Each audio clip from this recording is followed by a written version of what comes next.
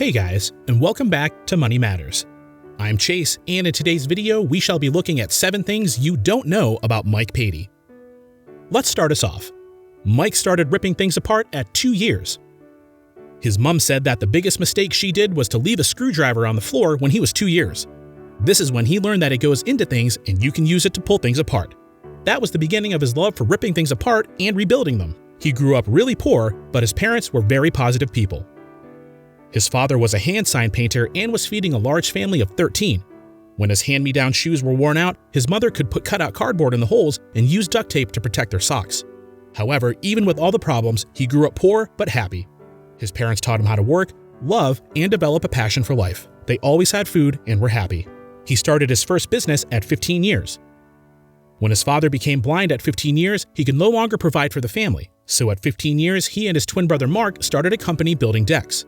At 19, he had about 200 employees, and he was doing double shifts and still attending college, which would put a strain on his learning. He's building a new plane. He's building a new plane with a turboprop, and he's doing the engineering on it.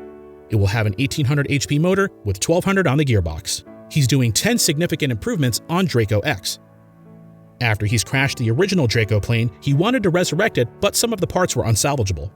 So he's decided to use some of the parts from Draco and some improvements to build Draco X. He's going to add more power, speed, climb, range, longer wings, better suspension, more payload, lower drag, and shorter takeoff and landing.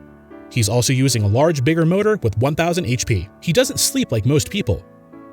Since his younger days from when he started his company, he would work 2 8-hour shifts, then instead of sleeping for a while, he would go play. He had long days and his body adapted, so when he goes to sleep, he just goes into a deep sleep. He was even tested to check for any sleeping disorders, but the test showed that his body skips some of the steps in the sleep cycle and goes into a deep sleep.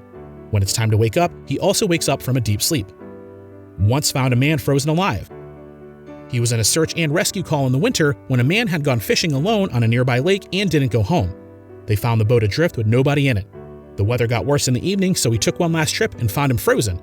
But he opened his eyes. He was taken to the hospital and he made a full recovery. Thanks for watching.